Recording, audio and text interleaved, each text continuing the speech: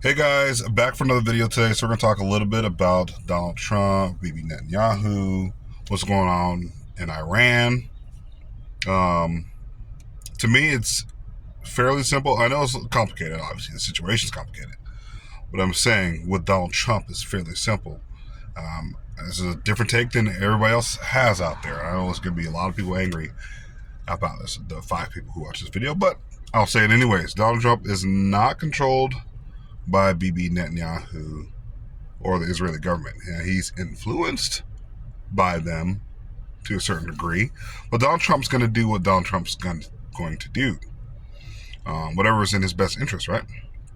By the way, Donald Trump has been saying, right, since early TV days, when he had like actual blonde hair or whatever color his hair is, he's been saying that Iran can never have a nuclear weapon. He's been saying that back in the day when they asked him if he'd ever run for president, and he's basically like, no, not really. I don't think so. Maybe, he's kind of like the guy who will say yes and no at the same time. Yeah. Donald Trump's been saying that Iran cannot have a nuclear weapon.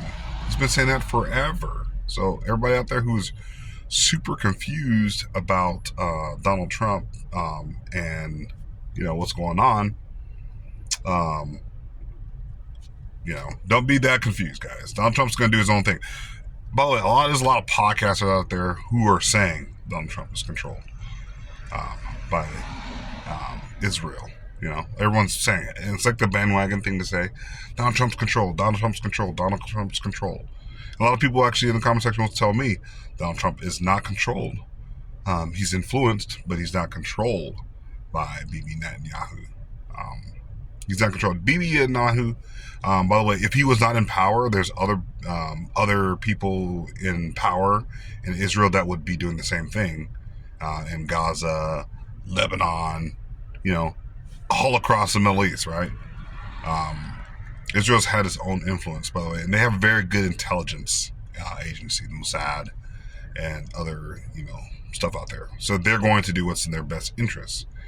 And here's a question for you guys out there who are super confused about, why does Israel keep, attacking everybody else, right? They're going to do what's in their best interest, right? It'd be like you, right? You live in the middle of South Sudan. You're a white guy. You live in the middle of South Sudan. You and your little family. Don't know why you'd be there in the first place, but you guys live out there to begin with, right? And your neighbors don't like you. You don't necessarily, I don't know if it's not that you don't like them, but you guys, the relationship isn't the same, right? It's not, if you're from South Sudan, I don't know if saying that you guys get along better, but you'd probably fit in a little bit better. You're a white guy with a white family, right? Living out in the middle of South Sudan, you're going to be a lot more defensive, a lot more protective of your children, right? And your wife, your children, right? You're going to be looking out for them. You're going to be doing a lot more defensive measures. And you might even hit first. If you see your neighbors are starting to, scoping you out, looking at you, I know it's more complicated than that, but you guys don't necessarily get along. You're going to be doing a lot more defensive measures than you would. And by the way, Israel's really, really tiny. Now, has Israel done some pretty horrific things? Yes. As the U.S. killed, millions of people around the world. Iraq, Vietnam, we've done the most horrific things, right? And now we're trying to judge Israel. By the way, Israel's not even the size of size of Rhode Island. Like it's really tiny.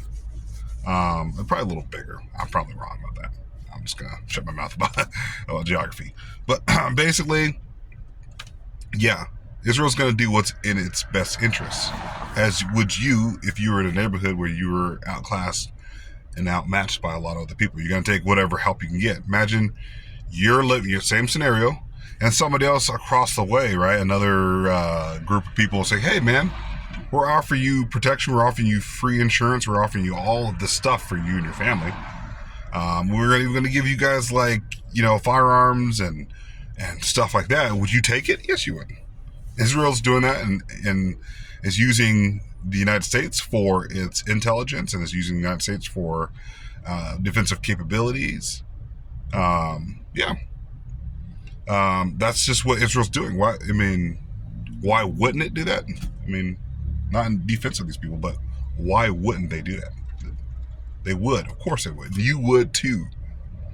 It's like the people, like someone whose family member gets, murdered, and everybody else out there in the world is just like, hey, why are they retaliating? Why are they, why should this person be, put down? It's not fair until it happens to your family member, right?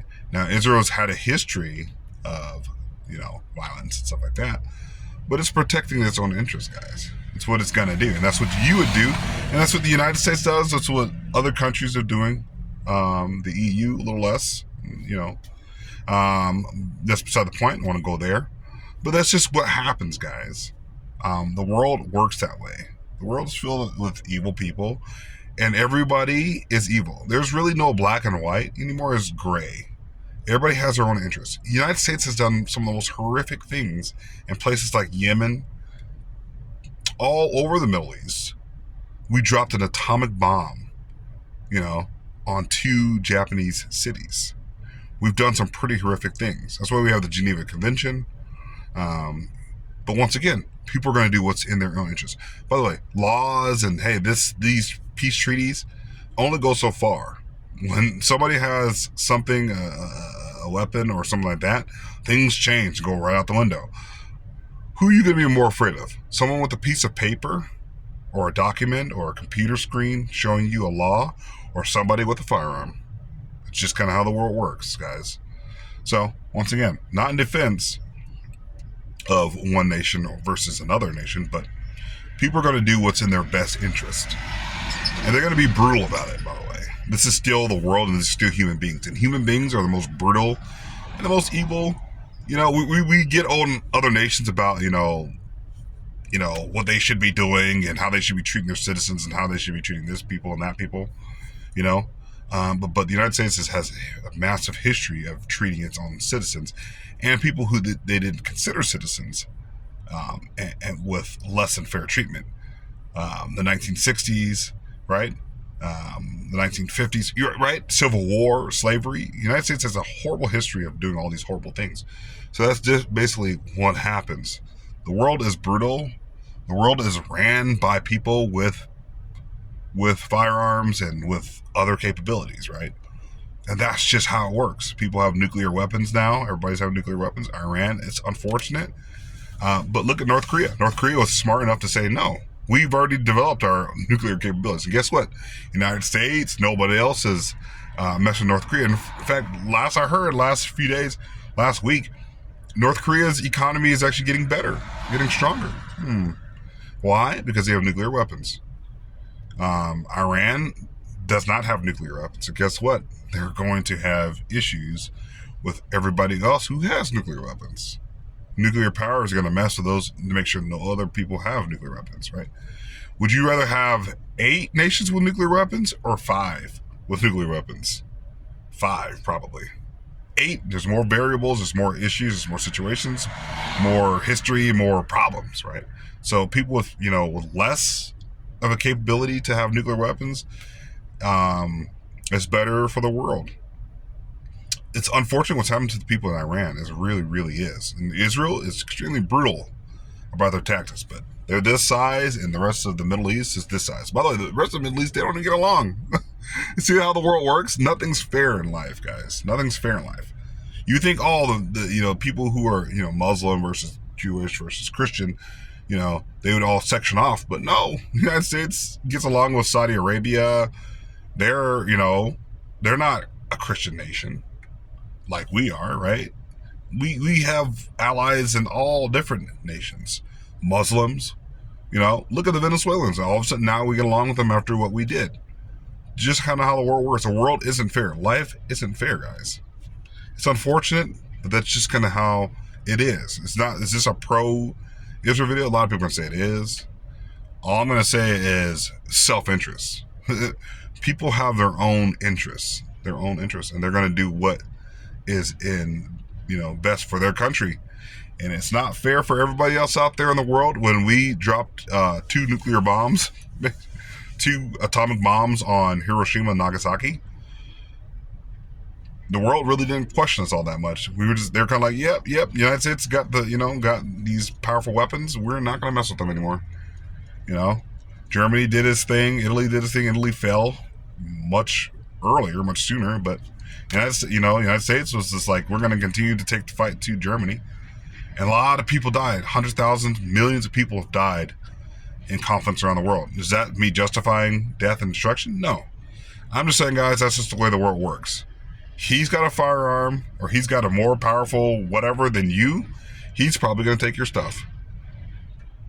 Even if he's smaller than you, and he's got like an Iron Man suit, and you don't have an Iron Man suit, guess who's got the power? The guy with the Iron Man suit. So that's all I got for you guys today. Hit that like, subscribe button. Continue checking my content, and talk to you guys later. Love you guys. Peace.